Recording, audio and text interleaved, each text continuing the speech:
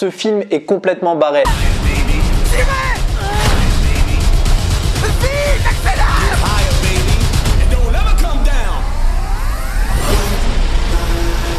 Hey, what's up Tuchu, j'espère que vous allez bien. On se retrouve aujourd'hui pour une toute nouvelle vidéo et surtout une toute nouvelle critique. Nous allons parler du film Crazy Bird. Avant de rentrer dans le vif du sujet et qu'est-ce que j'ai pensé de ce film, de quoi parle celui-ci? Après qu'un ours noir ait consommé une quantité importante de cocaïne et se soit lancé dans un saccage alimenté par la drogue, un rassemblement excentrique de flics, de criminels, de touristes et d'adolescents se rassemble dans une forêt de Géorgie. Alors, sur le papier, c'est vrai que ça fait totalement débile et je l'ai même conçu au moment où j'avais visionné la bande-annonce et je n'ai même pas regardé la bande-annonce jusqu'au bout parce que dans ma tête je me suis dit ça fait vraiment cliché américain des films pourris qu'on peut nous sortir encore une fois les dimanches après-midi, totalement débile, ni queue ni tête, tout simplement parce que voilà, c'est de la comédie pure et dure qui se laisse tenter, mais sur le papier, quand on voit qu'un ours complètement drogué a tout simplement envie d'attaquer des personnes, dans ta tête tu dis ah oui, c'est débile, ça sera totalement nul.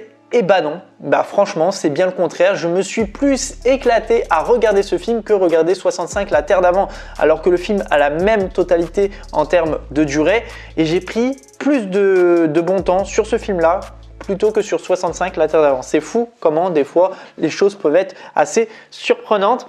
Donc du coup, avant de commencer tout, Elizabeth Banks, qui est la réalisatrice, qui de base est une actrice que j'avais vue déjà dans la trilogie de Sam Raimi. Alors c'est bizarre parce que même cette actrice, en fait quand j'ai vu que c'était Elizabeth Banks, je l'avais vue dans un autre film, du coup c'était un film avec Russell Crowe, le nom je ne m'en rappelle plus, je crois que c'était Les 3 prochains jours si je me trompe pas, où elle incarnait la femme du coup de Russell Crowe dans ce film là. Là je l'avais totalement pas reconnue dans le fait qu'elle a joué dans le film de Sam Raimi, où elle interprète du coup une secrétaire pour le journal qui est dirigé par Daily Dougal dans le film. Donc franchement, totale coïncidence parce que je ne la connaissais absolument pas dans ce rôle-là.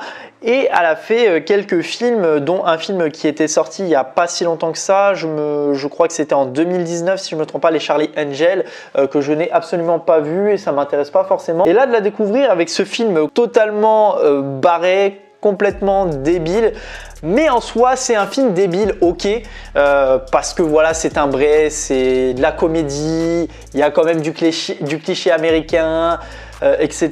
Mais en soi le film te prend pas forcément pour un con et ça c'est cool parce qu'on essaye quand même de développer les personnages, ce qui est fait.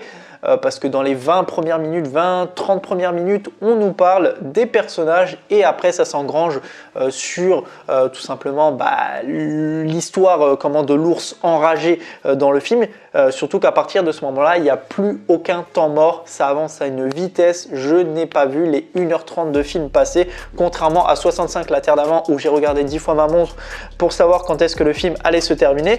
Franchement, très surpris par celui-ci, c'est gore, franchement c'est même très gore je trouve par moment et ça s'assume très bien et ça assume aussi ses incohérences. Parce que tout simplement, je parle d'un moment où tout simplement il y a le flic qui tire sur un des criminels et quand il lui tire sur le doigt en fait tout simplement, je sais plus c'est quel doigt où il lui tire, il y a lui qui reste et en fait t'as celui-là et celui-là qui saute et même lui il dit mais comment il a pu perdre ses deux doigts et pas celui du milieu alors qu'il a vraiment tiré, je sais pas, juste à côté et il y a les deux qui sont partis sauf celui du milieu. Même eux ils savent qu'ils font des incohérences mais même eux ils en rient parce que tout simplement le film c'est ce qu'il veut, c'est faire rire, faire rire. Je dirais pas que le film est hyper drôle, je me suis pas jeté par terre, mais il m'a fait sourire. Franchement, il m'a fait sourire à pas mal de moments dans le film parce que voilà, il y a plein de choses qui sont drôles, même avec les adolescents voilà, qui se disent, ils parlent en fait comme des personnes qui avaient 15, 20 ans alors qu'ils en ont 12, 13 et ils sont là à parler de la cocaïne et tout comme si c'était normal et on assume dans le film ce genre de choses et ça c'est cool. Il y a beaucoup de personnages même aussi qui sont intéressants et même je trouve que les personnages, c'est même très étonnant mais on s'attache à eux, malgré le fait qu'ils ne survivent pas tous, mais on s'attache, voilà, on a essayé de justement d'avoir ce développement de personnage pour avoir ce petit attachement sur certains, et ben, c'est bien joué là-dessus, parce que pour ma part, bah, ça a bien marché de ce côté-là, mais voilà, pour parler un petit peu de l'ours, vraiment, c'est complètement barge, et d'ailleurs, c'est un fait divers qui est réellement arrivé où un ours avait tout simplement consommé de la cocaïne qui avait été retrouvée en forêt également, mais cet ours n'a malheureusement pas survécu, et je pense que c'est de là qu'est née cette fameuse histoire, mais en tout cas c'est une bonne idée, on va dire, hein. Ça change des requins, ça change des dinosaures. Là, tout simplement, tu prends un ours, tu lui rajoutes de la cocaïne complètement timbrée et t'en fais une histoire avec des personnages qui se développent, etc. Avec une telle comédie, du gore, de la violence, et ça marche. Sincèrement, ça marche parce que j'ai pris du bon temps avec celui-ci. Il n'y a rien à dire de plus, hein, parce que c'est complètement ce que le film a envie de donner.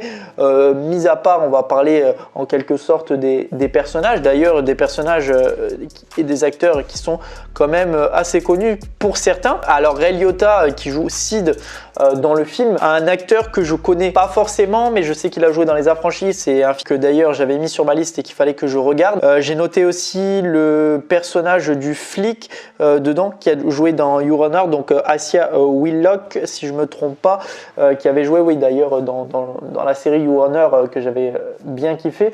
Et j'ai reconnu du coup Henry. Alors au début je me disais est-ce que c'est lui, est-ce que c'est pas lui, et en fait Henry, du coup l'adolescent qui joue avec Day Day, Brooklyn Prince dedans, et tout simplement Christian Convery qui joue le personnage dans Sweet House, le personnage principal, et je l'ai reconnu directement. Enfin en fait j'avais un petit doute au départ, et après quand j'ai vu j'ai dit ah oui c'est totalement lui, et bien content en fait qu'ils ont quand même pris des personnages pas forcément hyper connus, mais qui ont quand même une petite notoriété, comme Alden Ehrenreich qui joue Eddie dans le film, et qui est tout simplement le personnage principal dans le film Solo, car il joue Han Solo dans le film.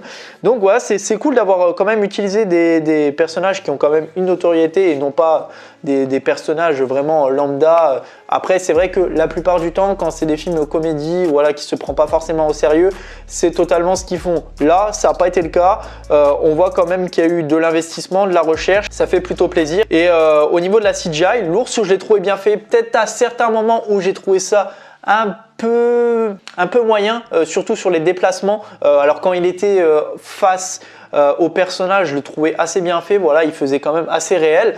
Mais quand il se déplaçait ou il courait, on voyait la CGI un peu floue. C'est vrai que ça c'était un peu dommage, mais bon voilà, c'est des films à petit budget, on peut pas forcément leur en vouloir par rapport à ça. Mais c'était un film franchement avec de la comédie, de l'horreur, tout ce qu'il faut, une histoire bien intéressante malgré tout, et une histoire qui se termine pas comme 65, La Terre d'avant, que j'ai été voir hier et que j'ai été totalement déçu parce que ça a coupé le film comme ça. Là on prend le temps de faire la fin et ça c'est cool. Même la musique et les plans de caméra, je les ai trouvés plutôt sympathiques. Franchement il n'y avait rien à dire par rapport à ça, donc c'était plutôt cool aussi de ce niveau là. Et ben il n'y a plus rien à dire là-dessus parce que voilà, c'était tout simplement un film timbré, assumé et qui vaut le détour. Si vous voulez voir un film dans cette configuration là, ben je peux que vous le conseiller. Il n'y a rien à dire, moi conseiller un film comme ça, c'est tout à fait normal, et il faut que nous-mêmes on assume d'avoir regardé un film de ce type et de se dire qu'on a apprécié. C'est pas un film culte, mais il est appréciable et ça c'est cool. N'hésitez pas en tout cas à me dire dans les commentaires qu'est-ce que vous avez pensé de ce film. Ça m'intéresse énormément de savoir si vous avez été dans le même cas que moi et que vous avez apprécié le film. N'hésitez pas à liker la vidéo, la commenter, la partager, surtout vous abonner. On se retrouve très prochainement pour une toute nouvelle vidéo. Allez, salut tout le monde, peace!